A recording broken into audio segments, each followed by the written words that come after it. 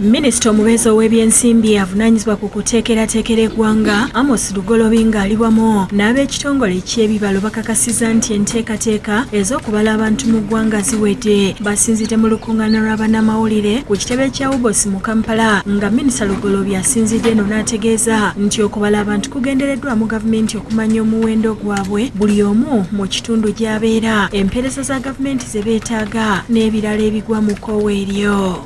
Mbeera ki gye tubeeramu?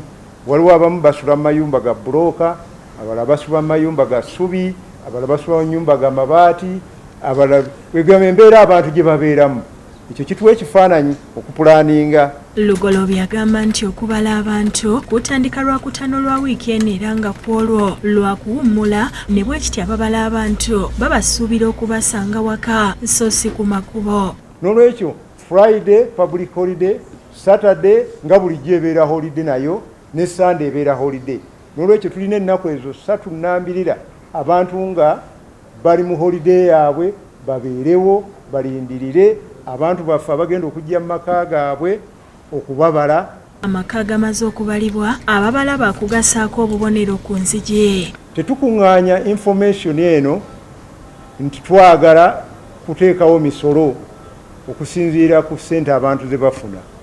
Si kyekigendererwa kya exercise eno. Chris Mukuza akulira ekitongole kya Ubos agamba nti okubala kutandika ssaawa 2 ez'okumakya okutuuka ssaawa 11 ez'olweggulo nga n'abo batalina maka ga nkalakkalira oba banaatambula n'abavubi bannyonnyodde engeri gye bagenda okubalibwa. Then those who are in transit in the trucks moving, those are floating population, and those ones we are going to count them at night tomorrow.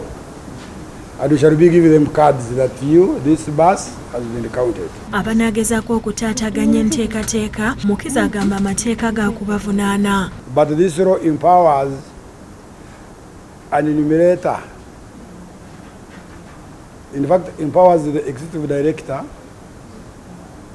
to take this person to court who has hindered anybody giving information or who is giving false information. Abayizi abakyali mu masomero n'abo abali mu makomera waliwo enteekateeka eteereddwawo era nabo bajja kubalibwa. Abagenda okubala abantu bateekeddwa bulungi era buli eyawandiisibwa wakufuna akasiimo ka $50 so nga n'ebikozesebwa byonna bibaweereddwa.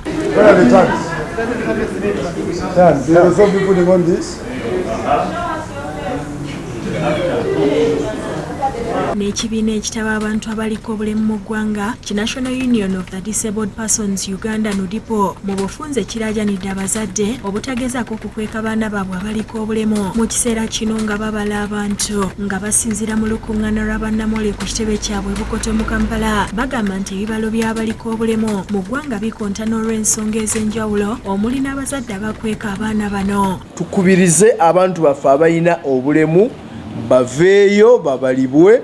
Mu kubala abantu okwasembayo mu 2014 abaliko obulemu baali 12 ku buli 100 naye nga kigambibwa ku mulundi ogwo bangi tebaabalibwa. These categories we have emphasized to the Bureau include persons with hearing impairment, and because they require sign language interpretation, we have engaged them and they have asked one of our members, which is Uganda National Association of the Deaf, which submitted a list to them of sign language interpreters. Robina Nantale ne Fred Kajubi be bakusakidde kulira lino ku Lwa Bukedde TV.